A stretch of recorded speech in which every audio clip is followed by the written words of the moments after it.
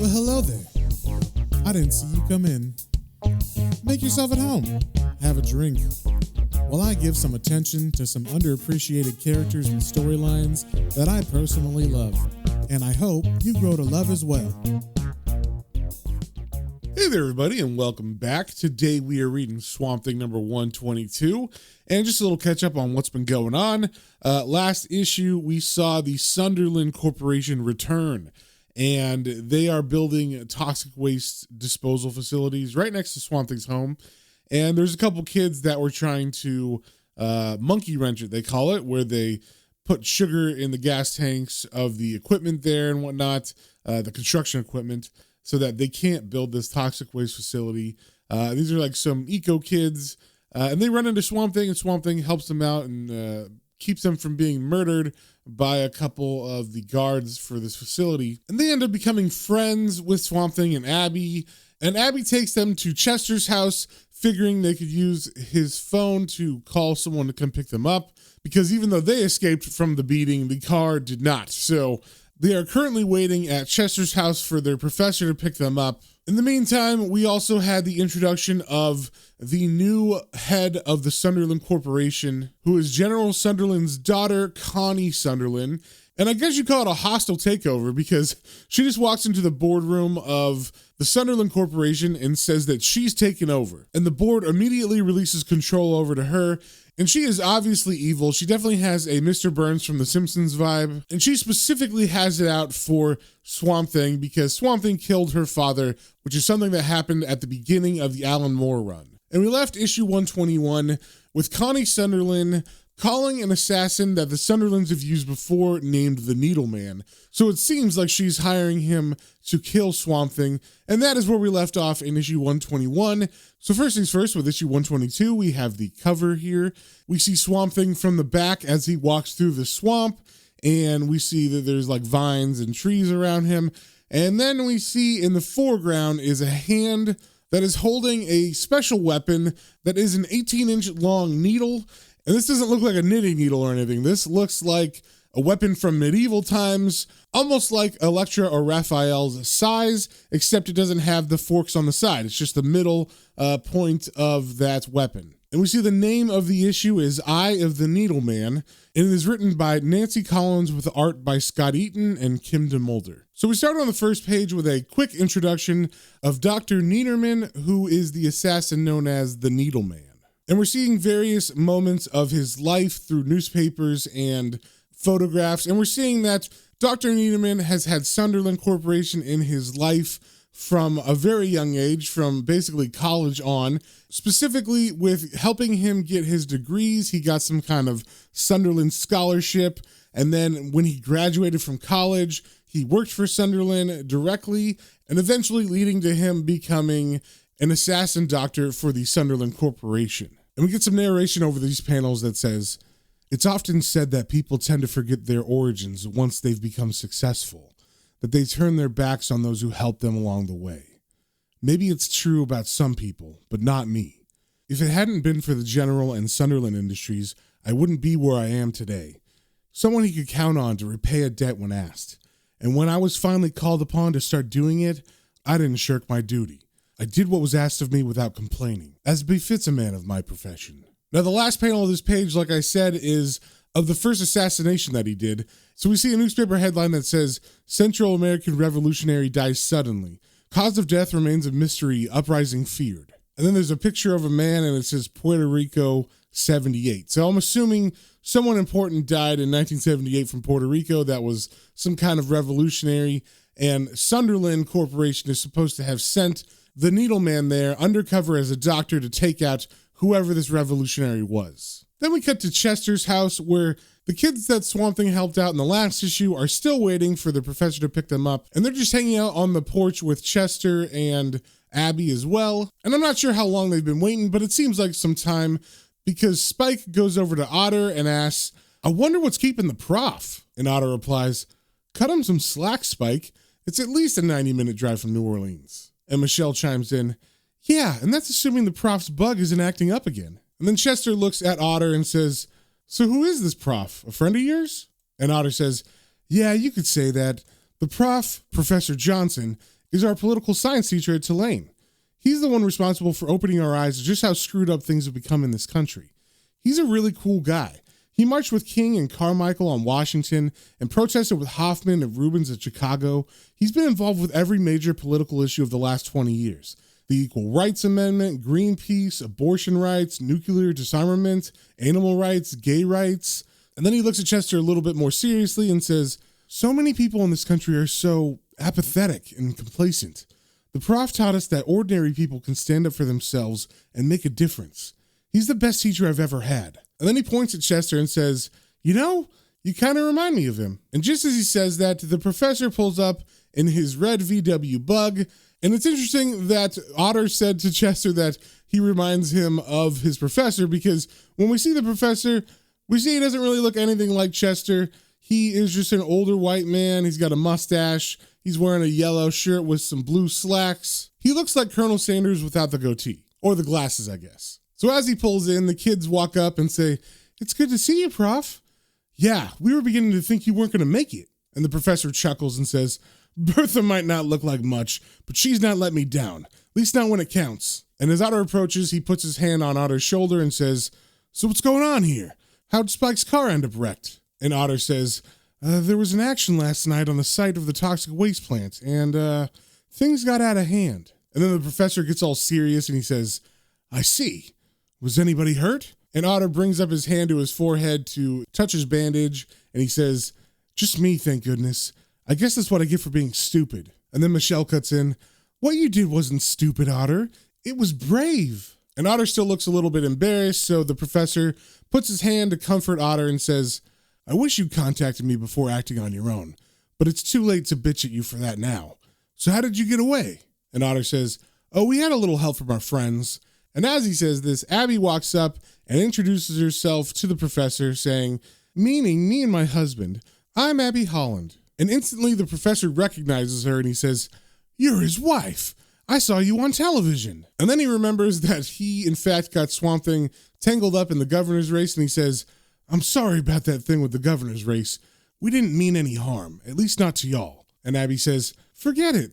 Otter's already done a good job of apologizing. And then Otter introduces Chester to his professor, and he says, this is Chester. He was good enough to let us use his phone and hang out on his porch while waiting for you. So the professor and Chester shake hands, and the professor says to him, thanks for helping out my young proteges. They're all right kids, but sometimes they're a little too eager for their own good.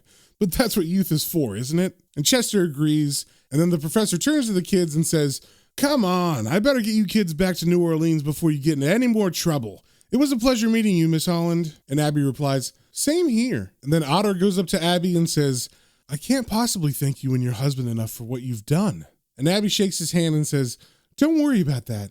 If you ever need help, you know where your friends are. And then Otter looks at her very appreciatively and says, yeah, I do. And then he jumps into the professor's bug and he yells out, bye, as they drive away. Then we cut to Swamp Thing back at his house, and he's walking around his grounds, like his yard around the house, and he kind of assesses maybe there's something that he could build here for Tefe, and he decides to build a playscape out of vines and other kind of plant material. And it's basically one of your standard jungle gyms with also a swing set that has a slide attached to it. And as he's doing this, someone calls out to him, Prime Founder? And Swamp Thing turns to see Lady Jane, and he kind of looks over at his jungle gym and he says, do you think Tefe will like it, Lady Jane? And she looks at it and says, most certainly, Prime Founder. But then she looks down at the ground like she's worried about something, and Swamp Thing asks, Lady Jane, is there something wrong? And she says, I am not certain. And then Swamp Thing gets worried because she is the caretaker of his child Tefe, so he of course asks, is Tefe ill? And then Lady Jane puts him at ease by saying, there has never been a healthier child. No, the problem lies elsewhere. When I volunteered to become Tefe's governess, I knew I would be placing myself in a unique situation. The child's dual nature, that of plant and animal, creates special problems, some of which I was prepared for, and others, however, well, see for yourself. And she leads him over to where Tefe is playing, and if you remember in the last issue, Lady Jane was trying to show Tefe how to grow flowers from nothing, And Tefe ended up growing flowers, but they weren't just flowers. They were also animated and they had faces. So she actually created some kind of plant-animal hybrid. So as Lady Jane shows Swamp Thing what's going on, he's surprised because all these little flowers are dancing around in a circle around Tefe, and she's having a blast saying, "Yay!" And all the flowers are singing, "La la la la la la la la la."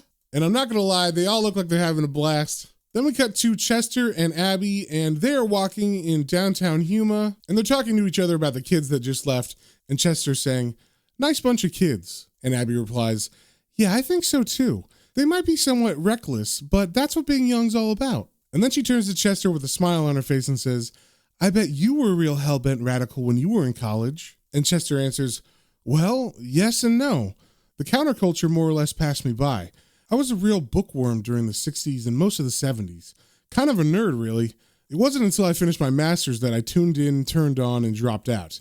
I've been trying to catch up ever since." So as they're talking, they're actually going somewhere, and that somewhere is JoJo's bar. We've been here before a couple times. It has been the scene of a couple different murders and also monster attacks, but it's also a place where they go to hang out with their friend and bar owner JoJo. JoJo sees him and calls out to Chester, "Hey, peepers, what you know good, huh?" And Abby and Chester sit down in the bar in front of him, and Chester says, "Give me a beer, JoJo." And JoJo replies, "Sure thing, Ace. How about you, darling? What you having?" So as JoJo pours their drinks, and JoJo starts making small talk with him, saying, "I hear there was some trouble at the construction site out on the highway last night. Car got set on fire or something. You live out that way, Abby. You see anything funny going on?" And she answers him lying, saying, "No more than usual, I'm afraid." And while they're talking, we see another patron at the bar, and he's a little ways away, but he seems to be listening in on their conversation, or at the very least, looking at their general direction. And this is a big fat dude, and he's got overalls and a pink shirt on, and a purple baseball cap that's backwards. And he's got a big bushy beard, so this is an odd looking biker or whatever the hell he's supposed to be. But like I said, he looks like he's staring them down for some reason, and he begins to yell out at Chester very, very vile, nasty things that I can't really say on this podcast. But the gist of his conversation with Chester is that he begins yelling homophobic slurs at Chester.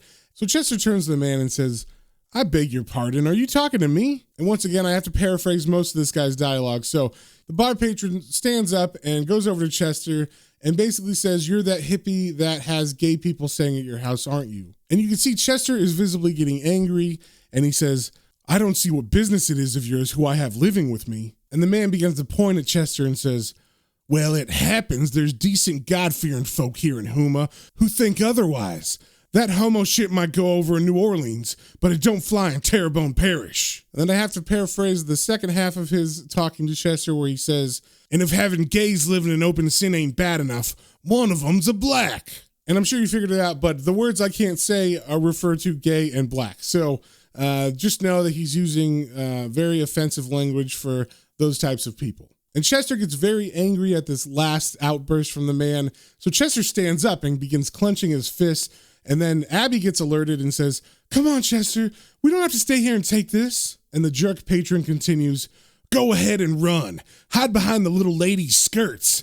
That's all fellers like you know how to do. Way I hears it, you weren't man enough to keep the last one satisfied." And with that, Chester can't take it anymore, and he punches the hell out of this guy. And the guy flies back pretty violently, and he falls down on the ground. And Abby yells out, "Chester!" And then Chester looks down at his bloody hand, and he's kind of shaking, and he says, "I'm sorry.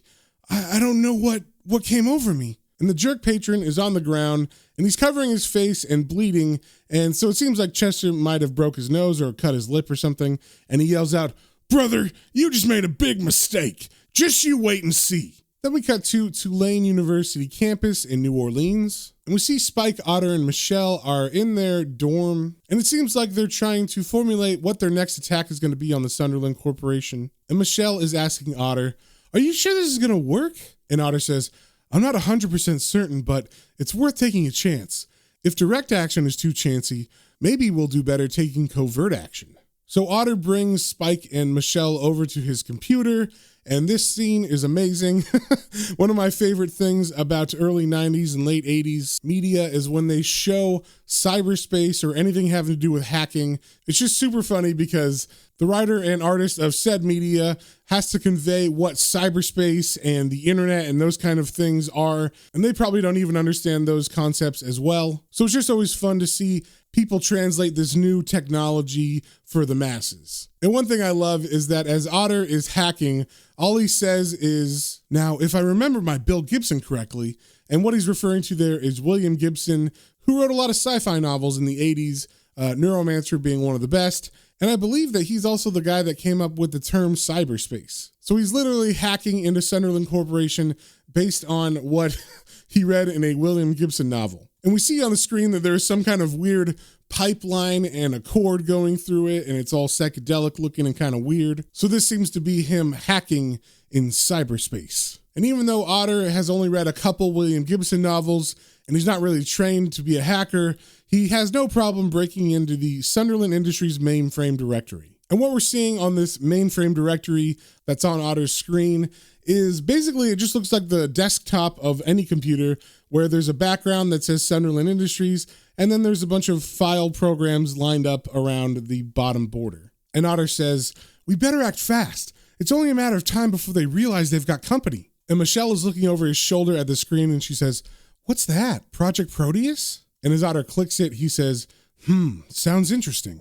Then we cut to Sunderland Industries in Washington, D.C. We see the head of security sitting at a giant monitor in a room that's got a bunch of other monitors, of course, because it's the security area. And a lot of those other screens are flashing words saying unauthorized access, unauthorized entry, and just unauthorized. So the head of security named Erickson is making a call to report this saying, "Hello, Central? We got a hacker in the works. Give me a trace." And Central responds to him, "Will do. It's coming out of Louisiana, probably New Orleans. Give me a few more seconds and I'll have it nailed down solid." And then the head of security says, "The Big C's going to want to hear about this." And by Big C, he means Connie Sunderland, of course. So he calls her up and he tells her what's going on. And she says, "You did the right thing notifying me, Erickson." And then she makes her own phone call to someone else. And it seems like she wasn't just told that there was a hacking going on, but she actually got the information about exactly who was hacking, because she calls Dr. Needleman, her assassin, the Needleman.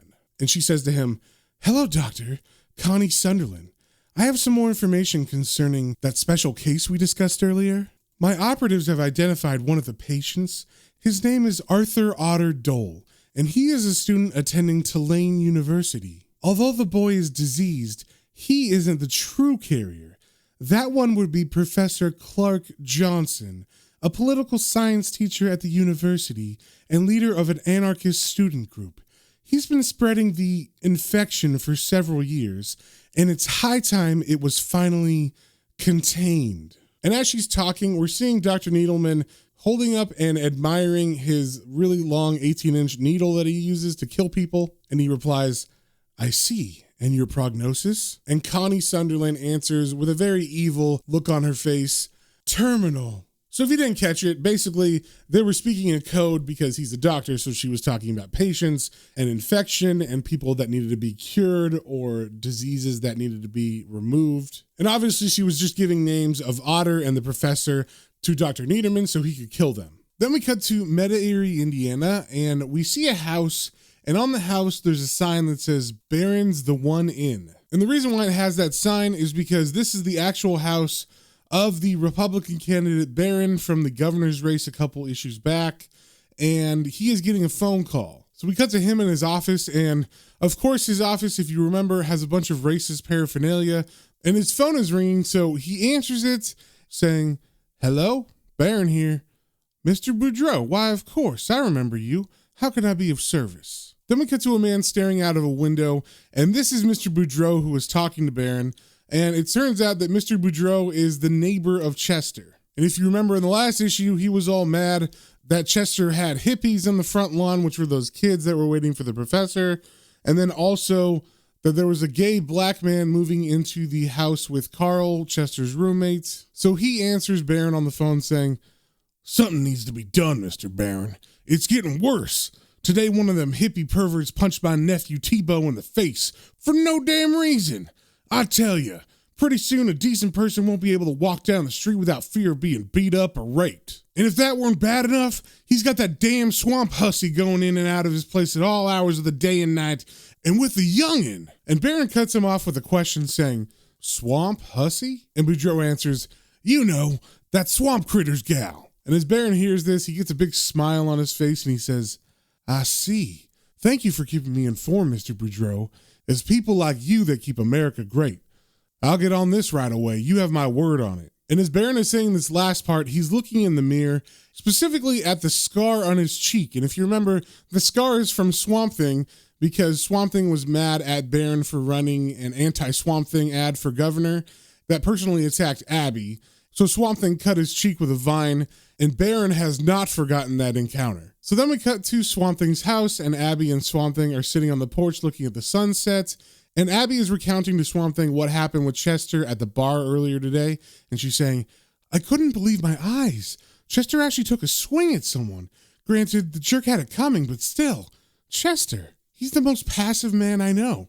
He doesn't have a violent bone in his body. And then Swamp Thing comments, violence can be found in all humans. Some are just more eager to embrace it than others. And then Abby stands up kind of angry that Swamp Thing is taking more interest in this story about Chester getting mad and he's being more philosophical. And she says, you needn't sound like you're so damn uninvolved. We're talking about a friend here. And Swamp Thing says, I didn't mean to sound as if I do not care. And then he's cut off by Abby screaming because something runs across her foot and she yells out, what the hell? Was that a lizard that just ran over my foot? And then Swamp Thing smiles and says, not exactly.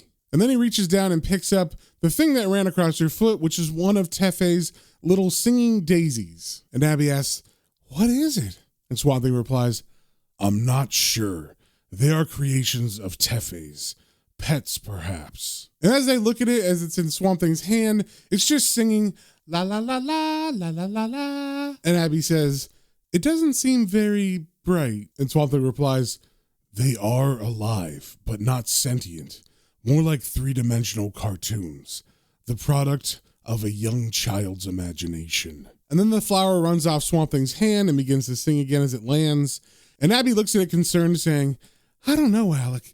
Do you think it's wise letting these things run around? And Swamp Thing answers, Tefe seems to enjoy playing with them. Besides, what harm could they possibly do? And then they embrace as they finish watching the sunset, and she says, I guess you're right. But there's something about singing daisies that gives me the willies. Then we cut to Tulane University in New Orleans, and we see a shadow approaching the door that says Professor Clark Johnson. And this is the same professor that picked up those kids from Chester's house. So the shadowy figure knocks on the door, and inside we see the professor is studying and reading something, and the knock at the door kind of wakes him up from that, and he says, Oh, come in. The door's unlocked. And then the shadowy figure steps through the door and says, Professor Johnson? And the professor answers, Yes, I'm Professor Johnson, and who are you if you don't mind me asking? And as the man shuts the door, we see in a panel that this is in fact Dr. Needleman, aka the assassin known as the Needleman. And we also see as he's closing the door that he's wearing a pair of yellow dish gloves, I guess, to cover his prints. And he says to the professor, I am a doctor of medicine, and I have been called to handle a very special case. I've been told you might be able to help me. You see, it concerns one of your students. And then as he walks over to the professor, he pulls out his long needle weapon and he says, Now, where shall we begin? And we see the professor is in stunned silence as Dr. Needleman walks towards him. Then we cut to Chester's house and it's the middle of the night in Houma, Louisiana. And specifically, we cut into Carl's room where him and Troy are sleeping. But there's something going on outside. We see a word balloon, but there's nothing intelligible in it because the people are outside. But Carl can definitely hear it. He must be a light sleeper because he wakes up immediately and says, What? And as he listens to the sounds, he wakes up Troy and says, Troy, wake up. Something's wrong. So Troy is woken up by that and he says, Huh? What's it? And Carl, who's on full alert, says, I don't know. It sounds like there are people out there on the front lawn. So Carl and Troy get out of bed, and they begin to go into the living room to see what's going on. And as they do, they meet Chester there because he's been woken up as well. And Troy asks, What's going on? And Chester replies, Whatever it is, I don't like it. This better not be some dumbass frat boy's idea of a joke. So they open their front door, and them and the whole house are illuminated by flames from a burning cross that has been put in their lawn. And one thing that's interesting about the artwork of this section is the different reactions between Carl, Troy, and Chester. Troy's got a face like he's angry, but he also has seen this before. Carl looks shocked, like, how could this happen? And Chester also looks like he's seen this before, but instead of being angry, he's staring forward with very little emotion, like he's in shock at the horror of what people will do in this world. Then we cut back to Tulane University as Otter is walking through the halls as he makes his way to Professor Clark Johnson's office. And when he gets there, he knocks on the door and says, "Hey, Prof, you still there?" And he begins to push the door open, saying, "I've got something here I think you ought to look at." And as the door opens fully and he sees what's inside, there's a look of utter shock as he says, "Prof?" And then we get a full splash page of the grisly murder scene of Professor Johnson. We see his files and papers scattered everywhere, thrown about, almost as if someone was tossing the room. We see his computer is broken on the floor. And we see the body of the professor is laying on his desk in a very contorted position. And it looks like he's grabbing his chest because possibly the Needleman has stabbed him in his heart. And that, my friends, is the end of the issue. So if you guys have any comments, questions, or suggestions, you can email me at planestrains.comicbooks, all one word, @gmail.com. And always remember to stay swampy.